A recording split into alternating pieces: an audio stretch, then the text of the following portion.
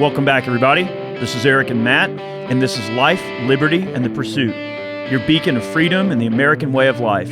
Tune in every Friday for a new episode as we dive into the world of liberty and what makes our country great.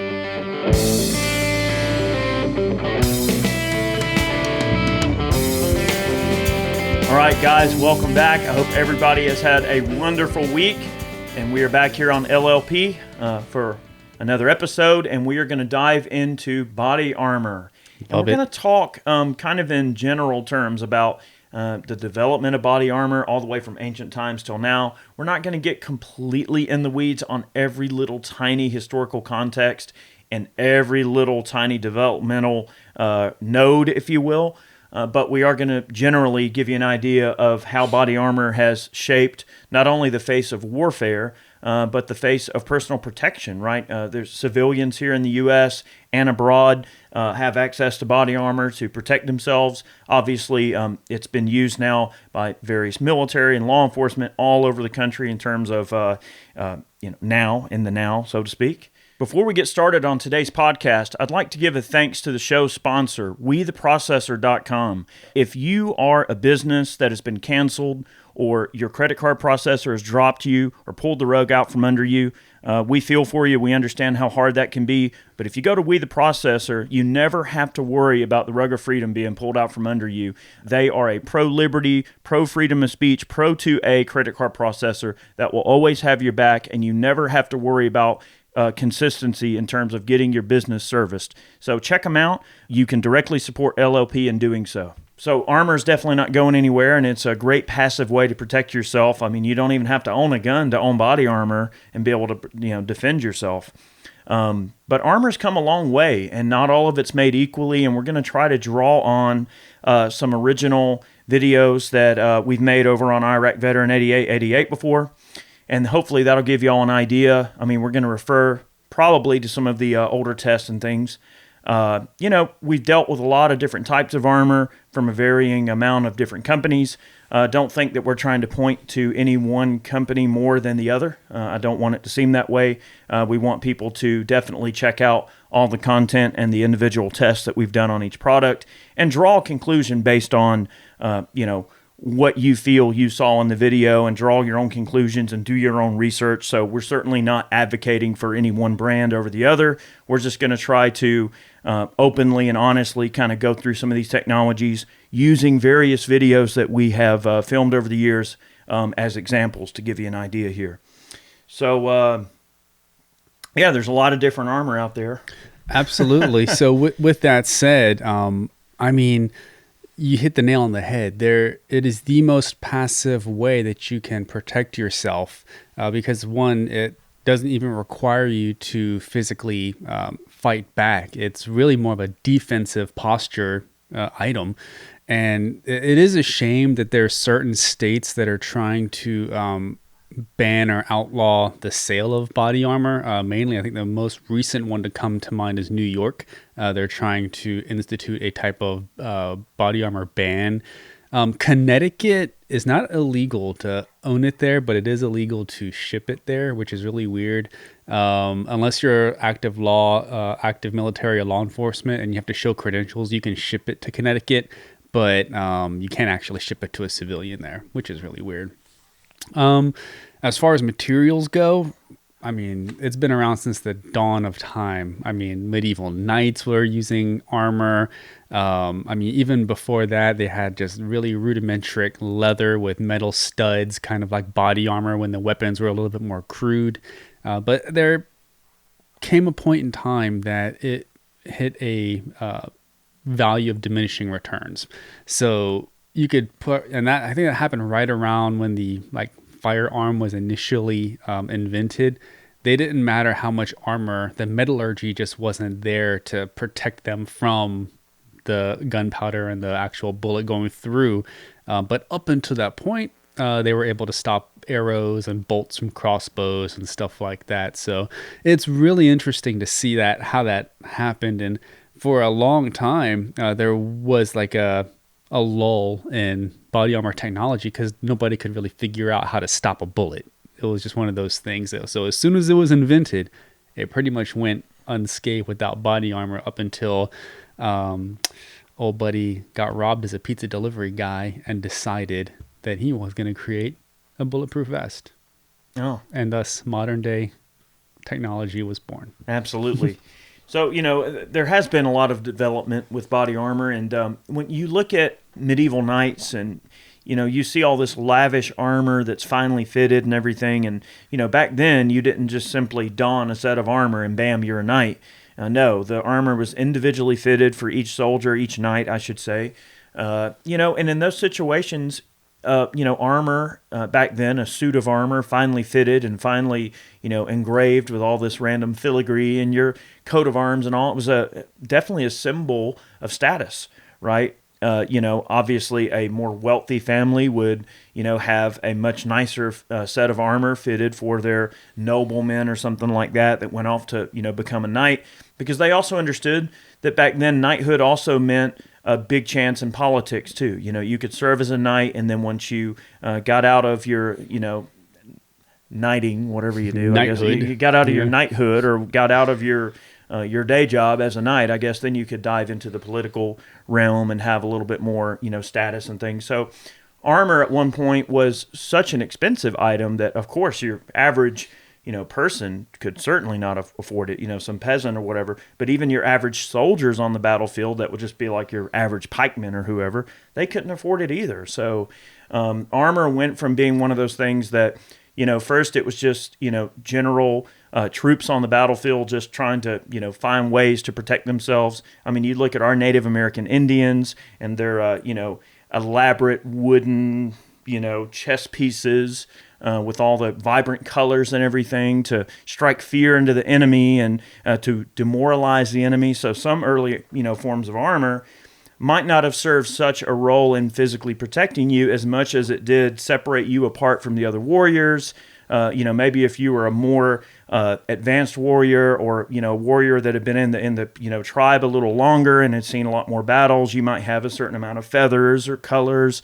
So it was also, again, even like you look at the American Indians, you look at knights, it doesn't matter. Armor has always, served a cultural purpose more so than just physical protection. It's also the protection of your principles, your honor. It represents the things that make up a fighting person. So, armor went from being decorative and cultural to being, physically needing to protect you. And you look at, ancient knights and all of these things. So, of course, I say ancient, but, medieval knights and things with their fitted armor and all. Very ornate. Very ornate and very fitted and very expensive. But as, weapons technology progressed, as Matt said, of course, the need for a more mass-produced type of armor to come out was certainly a need, right? So as these weapons are more deadly, soldiers on the battlefield need to be able to protect themselves. You look at the early days of when pikemen started giving way to like musketeers and, black powder and musket balls and, the invention of gunpowder, then troops would, have like a cuirass to protect themselves from spear blows, but then could also maybe take a glancing round ball from a musket or something. And that went on for a really long time. And of course, as technology and firearms progressed even more, you end up, that gave way to rifled muskets, but they were still black powder, not necessarily enough velocity to defeat some armor. There were situations like down in Australia, Ned Kelly and that big shootout in Australia. A lot of the guns they were using at the time were just, smokeless powder or black powder and everything. So Ned Kelly was able to take like an old boiler and make a suit of armor out of like an old boiler. It's just iron or whatever.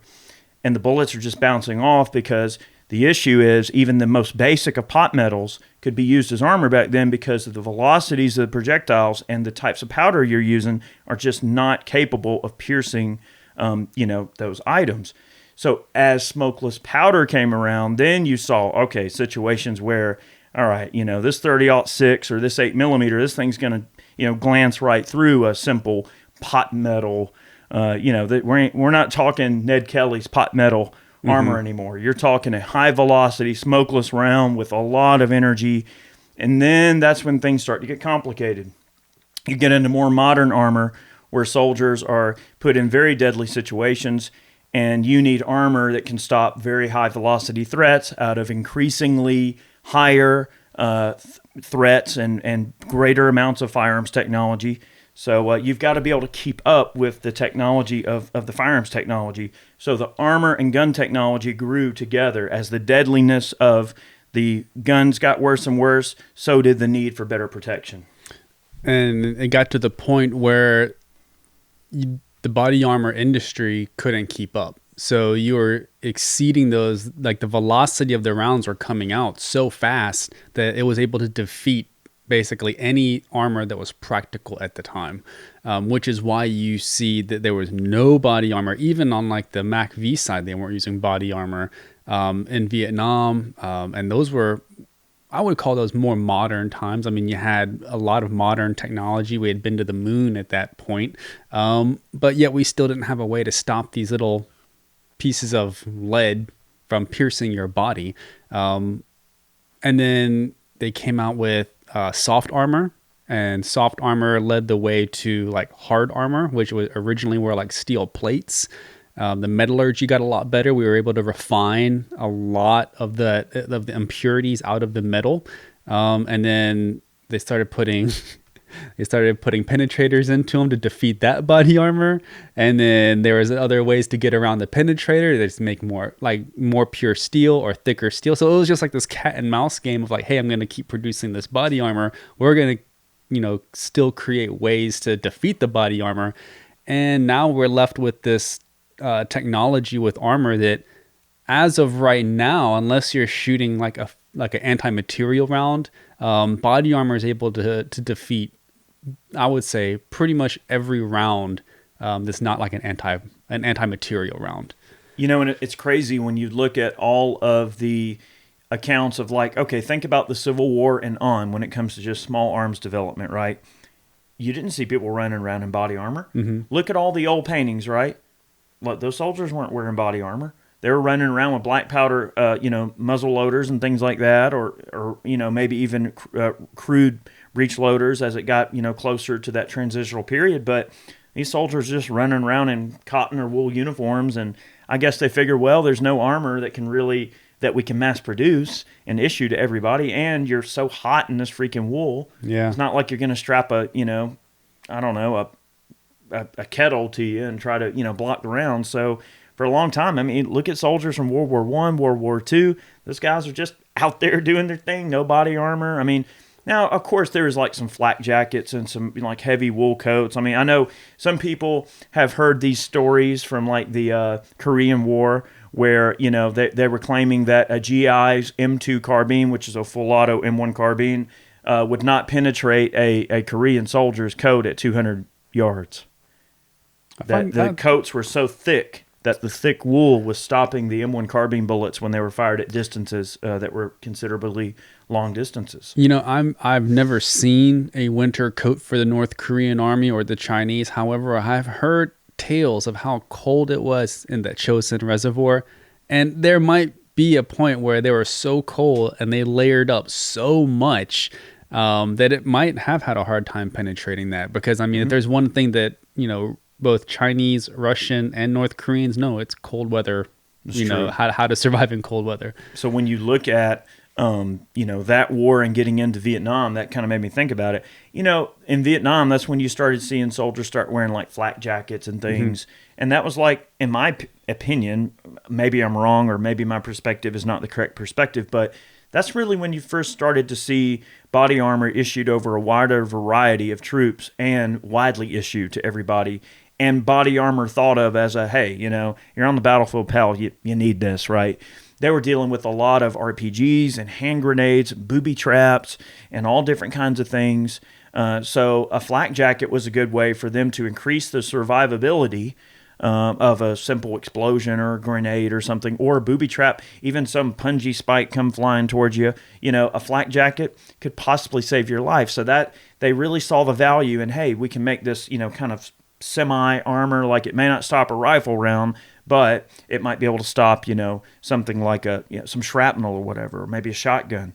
So it put them into the mindset of, okay, yeah, maybe our troops from now on need to have some form of armor to increase their survivability. Mm-hmm. over I can time. see that. I could see it being like a 40% solution. I think that a lot of people underestimate how much shrapnel flies around on the battlefield, especially in like a battle like, any of the Vietnam conflicts. I mean, I could imagine tons of RPGs, tons of mortars, tons of just hand grenades, white phosphor, like just a metric ton of shrapnel flying around all the time. So flak jackets probably helped out a great deal. I've had the opportunity to wear one just to try it on. They're extremely heavy, but they're still very malleable. They're very form fitting. You can move in them. They're outside of the weight, they're not that bad. If you were like a heavy, like a M60 gunner, and you were already carrying a lot of weight, your speed is not your main objective there. I could see that being something like just like those really big dudes would be wearing, just to help stay in the fight a little bit longer. It's interesting when you think about these flak jackets and armor and everything. And I know by the time, like, let's just getting towards like Desert Storm, that era, I don't know if they were still issuing soft armor that was just really, well upgraded at that point, or if they had some basic hard armor. I don't really know the answer. I guess I could look it up real quick and try to see, but that's when you really saw some better armor coming out by then, for sure. The first like iteration of military armor were just steel plates. It was like literally flat, like 6-inch steel plates that they were using in the front and the back, and they were very minimal. They were just covered your heart and your main arteries in your upper chest cavity. And that was it. And you had one in your back. And that's what a lot of the special operations guys were using in the Army at the time. And then after that, and that was just steel, like AR 500 at the time. And then you went from that to like your ceramic plates. So you have like straight ceramic plates. Okay. Yep. Okay, so, all right. You guys have seen my meltdown videos before. If you haven't, check them out. That green flak jacket that I wear in the meltdown videos, that's exactly the type of flak jacket that the guys in the Gulf War were using on the first time around. So I just pulled up a picture here, and it showcases like the Gulf War ground assault. And this is actually on the U.S. Department of Veterans Affairs website. I just happened to find this. And they are using that exact spec of flak jacket. They have their issue pistols in a green, nylon holster, school, and they've got those big gas mask bags, which are really probably the same ones we were issued. Those the big mop gear bags. Yeah, the old one, and ours were old, so they might have been left over from the first time around. But yeah. I don't think these are hard plates in these. No, not at all. Those are all, jacket. They're all like made for shrapnel only. Like a bullet will sail right through that bad boy because the velocity will just tear through it. But it was made for just big, slow chunks of shrapnel to stop it. But if you look at, the advancements that we have, for those of you guys that are listening, come check out the video as well, because we do have some metal plates or some armor plates up here. But the first plate is just your ESAPI ceramic plate, and it's probably about 1/2 inch thick. It's really, really thin, single curve ceramic, basic. I remember that's basically what we had when we were in Iraq. Very crude. Yeah. It not rated for, armor piercing at all. It's just a 7.62 by 54 or 39. 51. Yeah, 7.62 by 51 NATO ball protection. Yep. So an M1 Garand black tip would certainly sail right through this. Yep. Heavy, very, very heavy. Yep. And not very form-fitting. That's real heavy. It is heavy, but I'll tell you what I appreciated about it was that it was thin. And with those carries, you're already carrying so much gear. You have your standard combat load, 300 plus rounds, hand grenades, 40 millimeter grenades, all of your other kit, your first aid kit, your IFAK. This was back in like 04, 05. None of the cool guy gear was out yet. It was like everything was taped on or hanging on with like 550 cord. None of that existed.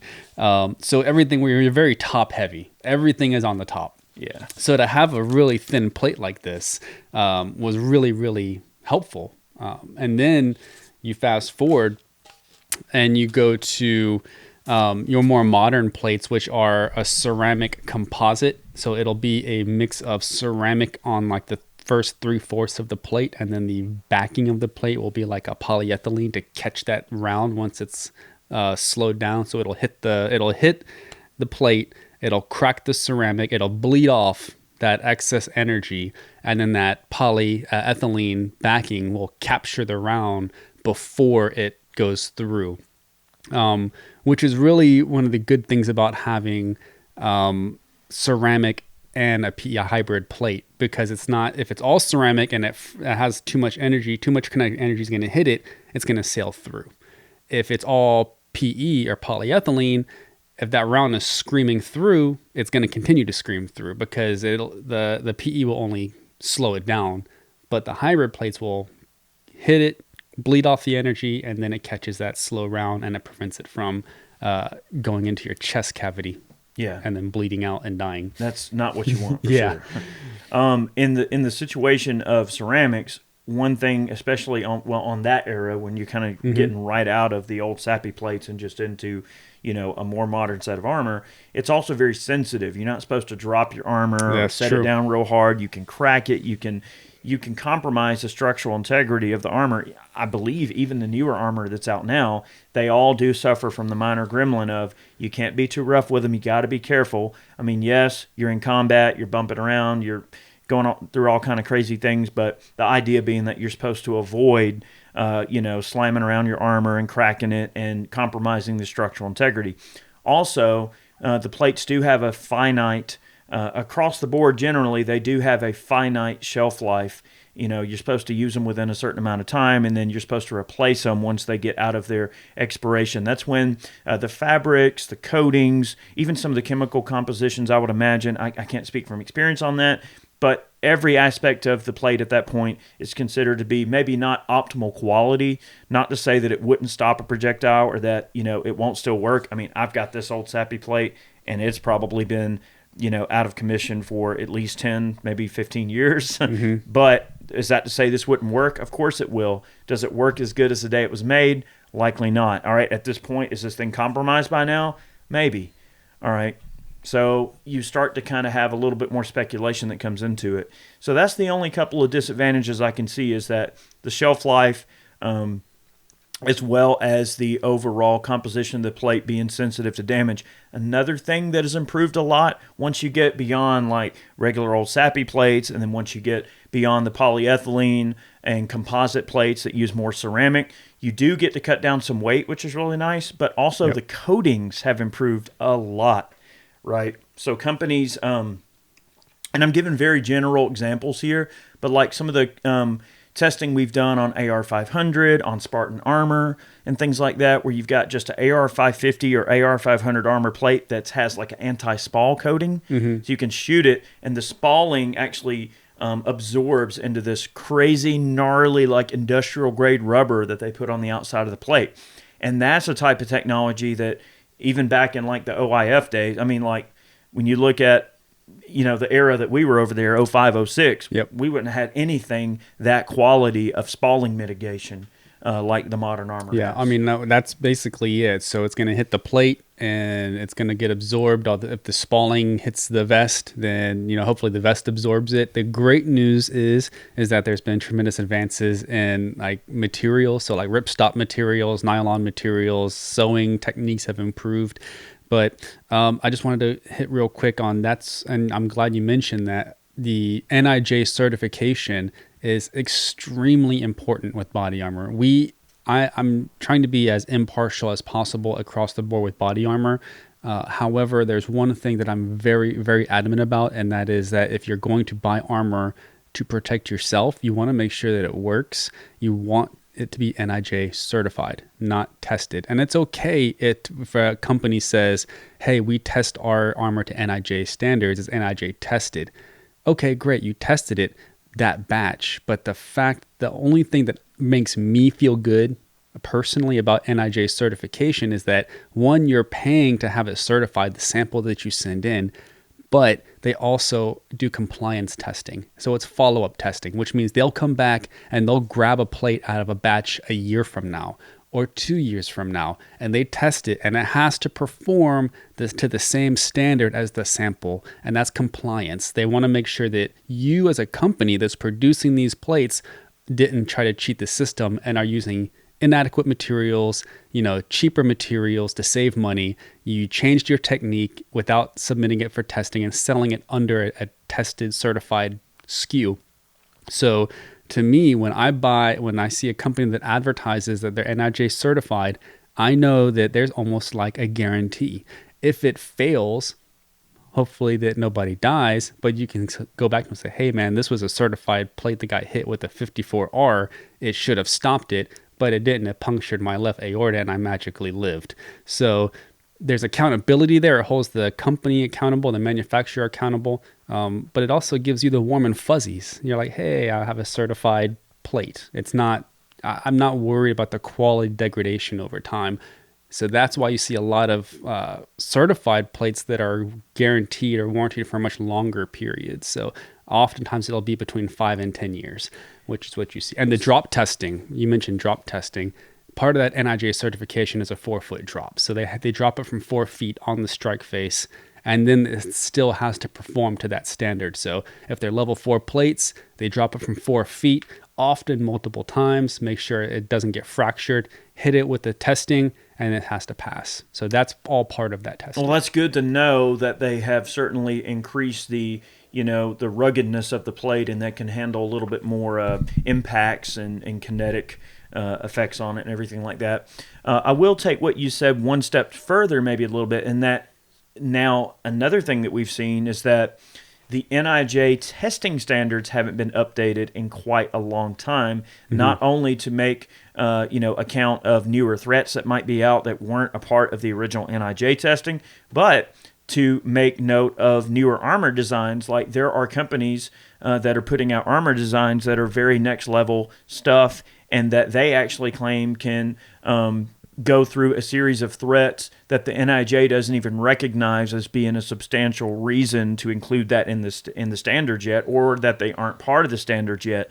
And that's when you get into the extreme multi-hit rate. And I don't want to say that isn't actual rating, but I'm just saying like the marketing hoopla behind it, right? Right. That, this ammo this plate here can take 30 rounds of armor-piercing ammo from a machine gun and not go through. Well, that's not an NIJ testing certification. That's more of a marketing chest pump where you're going, hey, look what my armor can do. And that's cool. I encourage armor companies to go, hey, look what I can do, right? Like Stewie from Mad TV. Look what I can do. Well, anyway, but I think it's cool for companies to go, well, this isn't the standard. This exceeds the standard by like a factor form of 5, so that's cool. But I think as you see NIJ certifications start to, maybe they'll come up with some more, different type of certification with more substantial threats or requiring more shots. And yeah, you might see that happen. But then also, you're also going to see, you're going to end up seeing the armor companies also go, all right, well, you did that, and that's the standard now. Well, guess what? We're going to go one step further, and we're going to force you to increase it again. And that forces the rest of the market to be really competitive, because then if they have to redo the certifications and there's this different generation of armor that's out there, well, then now the guys that are making, basic sappy plates or just a coated piece of AR-500 steel, those guys are going to get left in the dust because their armor technology is going to be 2 or 3 generations behind, and then before you know it, it's obsolete because of the new stuff that's out. That's right. I mean, just think about this for a second. You have a piece of armor that, and this is just to piggyback on what you said about, not like they're trying to do the hoopla around the NIJ testing. Instead of shooting that piece of armor 30 times with a belt fed, I think I am far more likely to be satisfied with seeing it stop for 30-06 black tip rounds over 30 belt fed rounds, because the chances of me in a real life scenario, I will probably get hit with a black tip 30-06 over a belt fed machine gun. So I want to know that I have the highest threat level protection for a singular round than I do having a multi-hit rated piece of armor.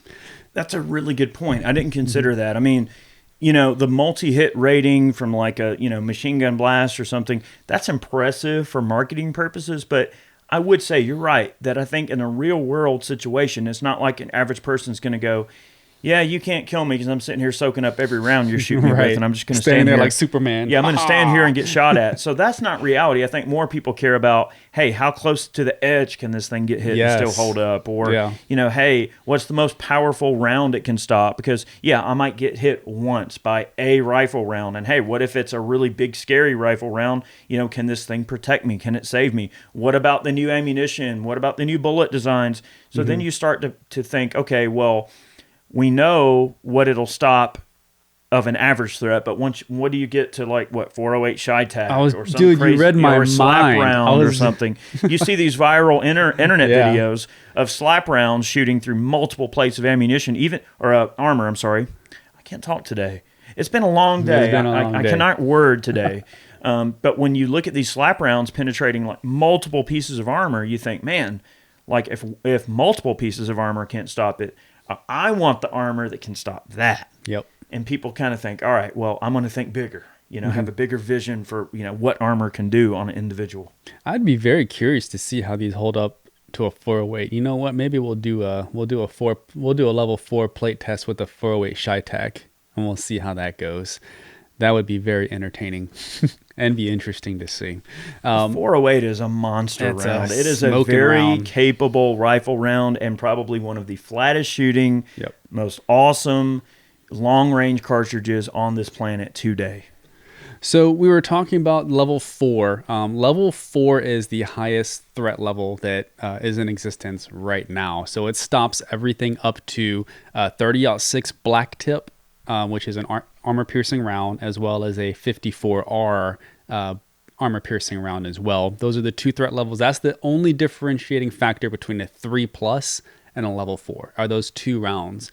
So a level 3+,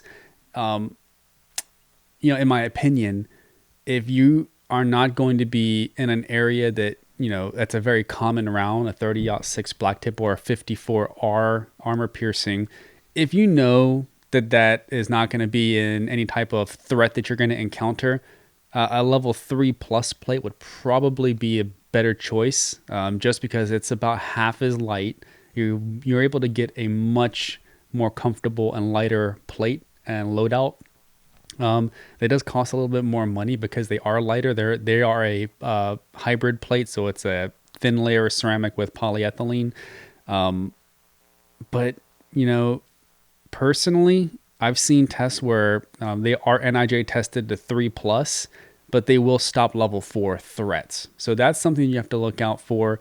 And that way you might get the best of both worlds. So if you have this particular plate right here, this plate is super light.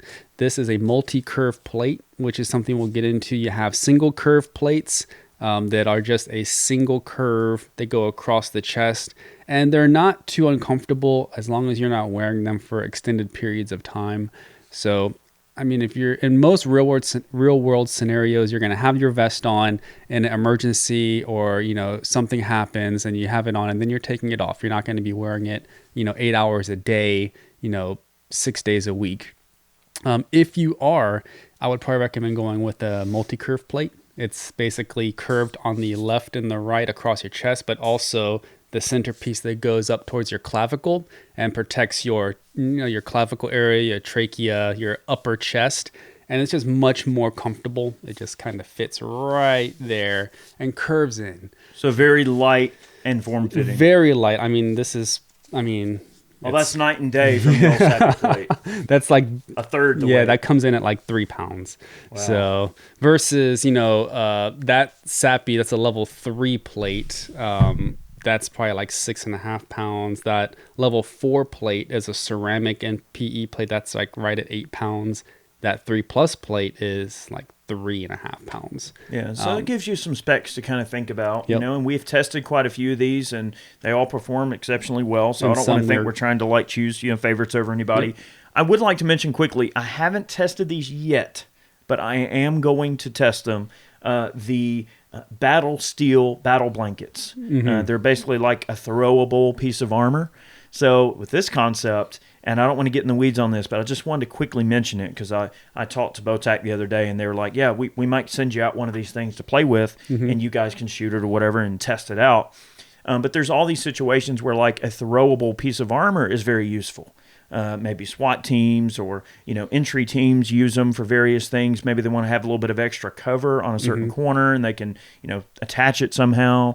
Or if you're in a home defense situation, and let's say at night, like, when you go to bed at night, you could actually put one of these battle blankets, near the crib. And that way, if there's any shrapnel or, rounds get sent through your house or something, your baby's protected. So that's probably an outlandish, claim. I'm not saying that the world's that crazy, but you're just painting a picture. I'm painting a picture of the uses that you could use the armor for. You could put on the back of your closet door. So like, I don't know, your wife gets scared or you get scared or whoever, your kids, and you hear a knock at, someone beats the door in, you tell them, hey, go to the closet. You got your plan, right? Panic room. Yeah, panic room. And to know that they can just be in an unassuming closet. And if gunfire happens to erupt, knowing that you're safe. So there's technologies like that. I think that's sort of the apex of the concept, is throwable and stowable armor and, being able to cover a wide area like a wall or something with just a simple roll-up piece of armor. Kind of cool. Yeah, I mean, there's lots of uses for that. I mean, let's say you keep it in your car and you're rolling through Atlanta and there's a protest going on and you have your, well, painting the picture, you have your baby in the car seat behind you and things are going down. You're going to have to get squirrely. You throw that blanket over the car seat so it covers it completely. That way you don't have to worry about any like incoming rounds or shrapnel, and you gun it. And you're just like, goof. Make way.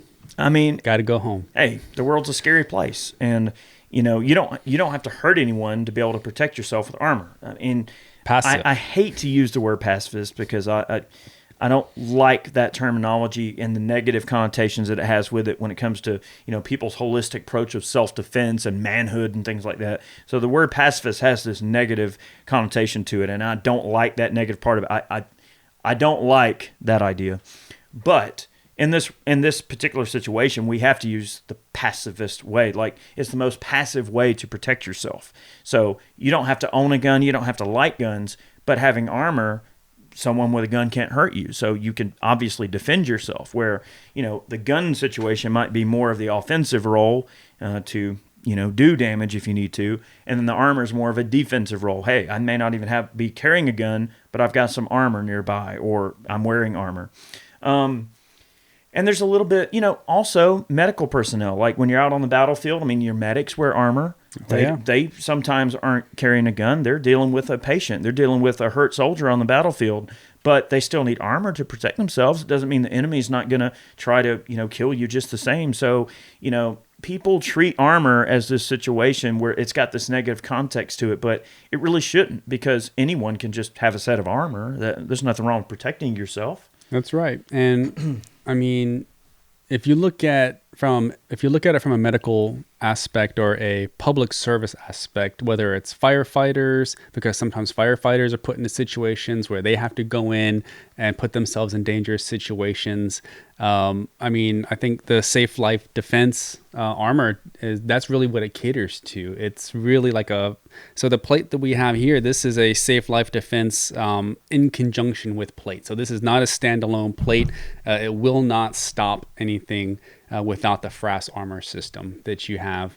And I think it's a really cool option. I mean, as far as what it does, it's a flexible armor system, and that might not provide that level 4 protection with that plate. In conjunction with the FRAS system will give you that level 4 protection. But again, that is sold separately. It does not come with the original FRAS, and then you add that for added protection. And it's light. It's not heavy at all. I mean, well, what's nice about this type of a setup too is that it allows you to tailor the armor for your specific needs. So if you want something flexible and form-fitting, but still will protect you from a whole bunch of scary threats. I mean, we've tested the FRAS. It's some pretty gnarly stuff. Mm-hmm. I mean, it will stop some substantial threats, okay? But if you're not worried about having that extra, protection against the absolute worst threats, well, then guess what? You can drop this plate out and still have really good protection and flexibility. So, the FRAS system is good if you want to have the flexibility of tailoring the armor to your exact needs and removing what you don't want. And if you know you're going to go into a really super scary situation, obviously you want to turtle up, you can turtle up. Yep. So that's nice. What I will say is that, I'm seeing, as far as body armor goes, I'm seeing a disturbing trend of, I guess, people that are buying armor and using the price point to dictate. It's almost like a flex. It's like, oh, I have this armor. It's 2 pounds and it's buoyant. And it was literally, you can get that. They're $999 per plate. You run 2 plates, it's $2,000. We've tested it before. Yeah.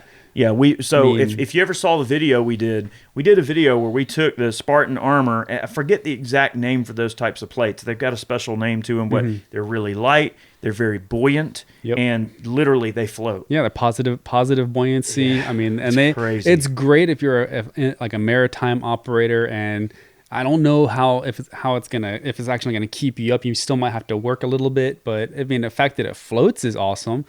But it still has a finite lifespan on it. It's like spending $2,000. And the thing about those types of plates, and that's any plate, I would say there's plates that are $600 a piece that are, 2 pounds non-buoyant. But you have to understand is the job that they do is the same whether the plate is $99 or $135 or $1,000. It's to save your life. And I don't want you to feel like you have to go and spend $1,000 to save your life. There's steel plates that do, and people, this is the worst. People like kind of rag on steel plates, but I'll tell you what, I would rather be alive and take that gripe from you than have it affect my judgment and not buy it and be dead. I agree 110% completely with you on that. The thing about AR-500 armor, and I don't mean necessarily just the brand AR-500, their armor is fantastic, by the way, but just the concept of it as an armor. AR means abrasion resistance. Yep. And the higher the number, the stronger it is. So like you got AR-550 plates, 500 plates, and things like that. I think I've seen 600, haven't I? I think so. Like very, very few, but I think I have seen it out there. But when you get into those types of armor, now the metal armor, it's really, really heavy. It is definitely on the top end of the weight. It's more like an old sappy plate. But imagine a basic metal plate, but with like really good spalling mitigation and things.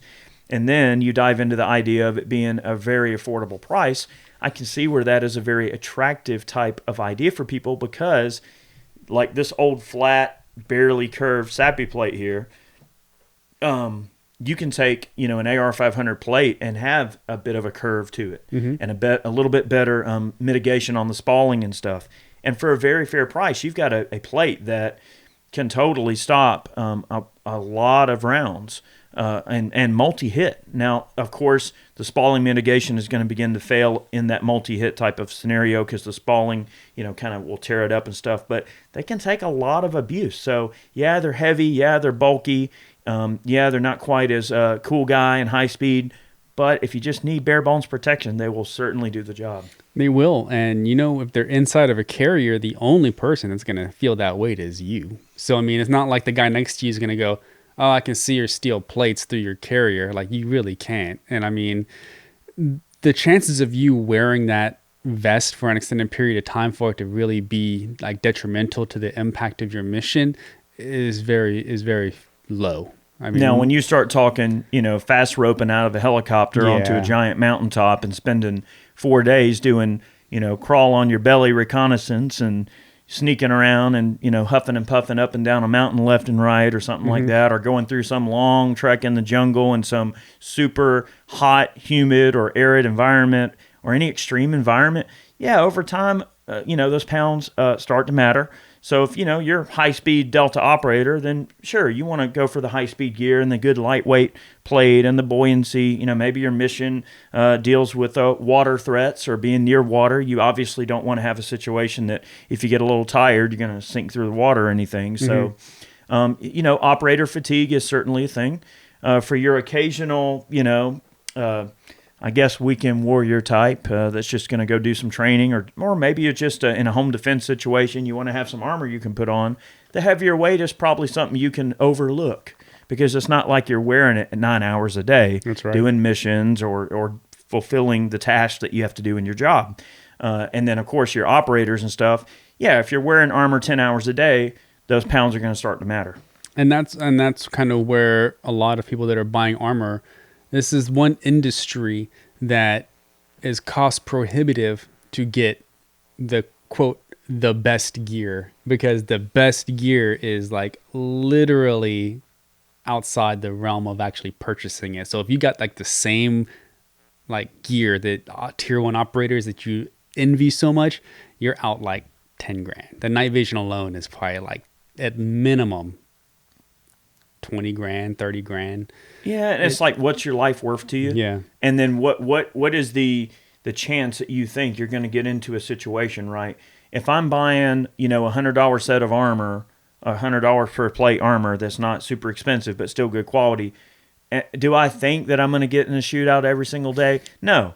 You think, all right, when I need it, I need it. I'm going to put it on when I need it, and hopefully it's going to, if the guy ends up shooting where my armor is, I know it's going to protect me. Like, the chance that you're going to have to use it is so low that, yeah, you don't have to max out on spending a bunch of crazy money on some armor that theoretically, more than likely, and hopefully, in what you're planning, you probably will never use.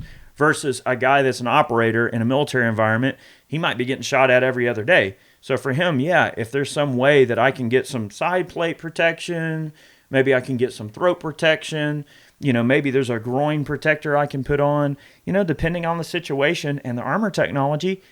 Yeah, if you've got some super lightweight armor, you could have all of that extra protection for still even coming under on the weight of what a traditional standard SAPI plate would end up weighing. You're right. And you know what I really appreciate now that I think about it? I didn't think about this until you mentioned attaching all the stuff to it.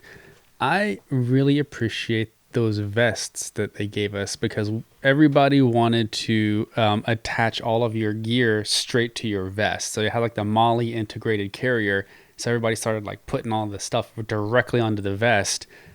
And it made sense until I remembered that we were mechanized and we had to fit through turrets and hatches, and that you can't fit in the cupola that well with all this stuff strapped to you. So as gunners, we would just take the vests off, and all of our Molly gear was attached to this vest, and we would kind of stow it. So we just ran slick carriers while we were in the cupolas. And then if we ever needed to have, like, if we dismount, I don't know why we would ever dismount other than the fact of getting hit with like an IED or something, but it was just really convenient to have that. So that's what that reminded me of. Sorry I went off topic, but I was that's like, fine. Yeah, they gave us those tan web gear. Yeah. Like just kind of crude web gear, but just had the Molly attachments. It was like basically a Molly vest. And you wore it over your and what I would do is I would actually attach all of the magazines and everything. I would get extra pouches and get extra ammo, and I drape that over the back of the cupola.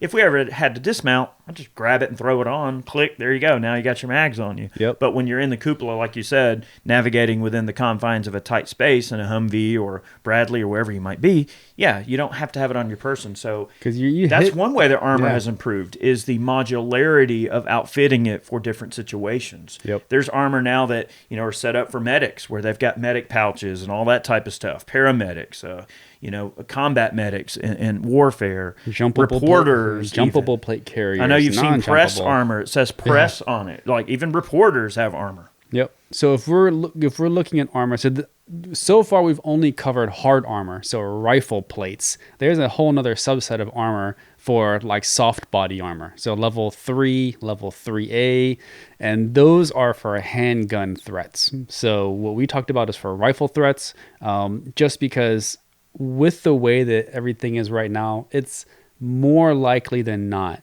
to encounter a rifle in, like, I guess, some type of public unrest or something like that. You're going to encounter a rifle.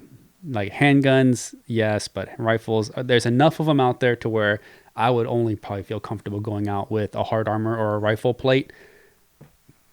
The soft armor was initially rated up to a 44 mag, and that's like a level 3A. The thing I don't like about soft armor is that it doesn't actually like stop it from penetrating into your body. So it's like getting stabbed with the spoon, because it's like the spoon isn't sharp enough to break through the skin, but it is powerful enough to like go into your body. So it's like you're getting penetrated and then out, but it's just a deep bruise, and that would hurt. You certainly can get some bloody whelps on you, even with the soft armor, even though it's stopping the projectile. Which, believe me, taking a 44 mag point blank to the chest, you're not walking away from that. I mean, that's not a very high likelihood that one can survive a gunshot like that. So getting a really bad bruise and having your breath knocked out and maybe staying in the fight long enough to save your life certainly outweighs the negative connotations there. The nice thing about modern soft armor too, and the reason that there is still a need for manufacturers to make soft armor. So people would probably ask, like, well, if there's this awesome armor and it's very light in the upper end categories, why would I even bother having soft armor? The reason is a lot of people in their everyday lives wear armor under their clothing. Some personal security details might wear really nice fitted suits and things. They can still have some armor protection underneath their suit that's form-fitting, and it's almost like wearing a shirt. In fact, speaking of suits, there are actually business suits that are made that are bulletproof. Now, granted, it's going to hurt, but that projectile will not pierce your body. And it's crazy to think that it can keep you in the fight and help your survivability. You're talking ballistic suits. Like, I'm talking a coat and suit and tie, like you see the Secret Service wearing a suit. They have suits that are bulletproof. Could you imagine how heavy that would be? They're heavy. Man. They are heavy. But, you got the soft armor that you can wear up underneath your clothes and everything like that. And then obviously law enforcement, you see cops on the everyday beat. Yeah, they're wearing they've got to be able to wear their soft armor and wear their uniform. So there is still a need for soft armor depending on the application, what you're trying to accomplish. And that's where these in conjunction with plates come in, because I believe they also do like a regular soft armor as well, that it kind of goes with outside of the FRAS system. But police officers all the time they'll have their plate carriers in the back, and they'll have their soft armor on. And then if they encounter a rifle threat, they kind of run to the trunk, they throw on their plate carrier, and then they engage that threat. I mean, I think that's, smart. Even for civilians. I mean, when you look at the everyday civilian populace, I mean, I keep a set of body armor in my truck ready to go with my rifle mags on. I keep my rifle in my truck because you never know. If something happens, you got to be ready. And you're either going to be a liability and in the way because you aren't prepared, and you're just a statistic at that point. You can either be a dead statistic or an alive statistic. So if you're not armed and you're not in the fight, you better get away from it because you can't contribute. If you can't contribute, the only way that you're going to wind up in that situation is dead. So, I would rather be a contributing factor to the situation than just a freaking statistic. So for me, I keep my rifle, I keep my medical gear, keep all my extra, some food and water in a backpack. I keep my armor, my rifle mags, a handgun, signal device, flashlight, an extra knife or two. I keep some spare blankets in my vehicle. You never know. Someone might be in shock. They might be hurt. Medical gear, super important. I want to talk about that real quick before we end today's podcast. You're probably going to have a higher chance of needing to administer medical aid to someone than you are, causing some type of a wound or injury or using a gun in an offensive environment. So you might be the first person to show up in a situation after something has just happened. So you need to be medically prepared. Armor is a part of that. Medical preparedness and armor go together because you can't help someone else if you get shot, right? You want to protect yourself while you're helping someone. That armor is a great passive way to add another layer to your security in terms of how you're approaching the situation. So maybe not every person falls into that type of a scenario, but I like to keep armor and a firearm in my truck because you just never know when you might need to go assist in a situation or protect yourself from a very deadly set of circumstances. It's true. It's almost like you looked in the back of my car because you've seen it. I have my armor there. I have my rifle stowed out of sight. Armor is sitting in sight, but it has full loadout on it, medical. So you have to keep that stuff on hand, and more importantly, use it, put it on. Walk around. Like, I walk around my neighborhood. My neighbors might think I'm crazy, but it's okay because I don't care what they think. So walk around with your armor, get used to the weight. it does take some getting used to. You're wearing a vest, and it's going to constrict your breathing. Walk uphill, walk downhill, walk around the park. You might get some funny looks, but there's no difference between you walking around the park or walking around the neighborhood and a CrossFit guy running around with his vest on. The only difference mine is that I actually have magazines on mine, but that just adds to the weight. It's good for you. But yeah, get out there and use it and get used to having it on and the constriction, because it's not easy. I'll tell you that right now. I know of some guys that will actually take and gals. Don't want to leave our ladies out. Yes. Guys and gals. Yes. No matter who you might be. There are ladies and guys that will go and do their CrossFit training and their exercise and their cardio while they're wearing their armor in the gym. And that way they get used to that extra weight. And when you take it off, you're even faster because you're used to weighing yourself down. So it helps increase your speed. That's why you see guys running with parachutes and stuff, like these little mini parachutes, because it's adding that extra resistance. And when they take the parachute off, guess what? They're faster because they're training their body to move faster, to be faster. And it's expecting that resistance because that's what you've trained yourself to, and your muscle memory and that lactic acid building up in your muscles, and you're getting all sore, and you're really working yourself out harder than what you can do without it. So same thing with armor. You could wear armor and use it as part of your workout routine. You really should. If anything, just to get used to the way that the load balance is. I mean, when you're walking around with it, even at your lightest plate, let's just say you have 6-pound plates, which is average. That's your pretty average, good quality plate. 6 on the front, 6 on the back. That's 12. You have full combat load of ammo, probably another 20 pounds in ammo and magazines. Then you have your carrier, your web gear. So if it's fitted properly, it's like sitting right on your shoulders and pulled up, cinched on your waist. It takes a lot of getting used to with moving your knees, your ankles, going uphill. So I cannot reiterate that enough, is that, don't just have it sitting in your closet, because chances are you won't be able to put it on in time in case you actually need it. Yeah. And that's important to go through and make sure your stuff is set up. So I think this is a really great video and/or podcast, depending on where you're tuning in. We really want to take a moment to thank everybody who tuned in. We are getting towards the end of our show here. I think this was a really nice roundup on some of the armor technologies. I think we dove into quite a few weeds here and, posed some philosophical questions and some historical questions that we can, maybe merit some deeper research and, maybe shed a little bit of light on where the armor might be going moving forward. Yeah, absolutely.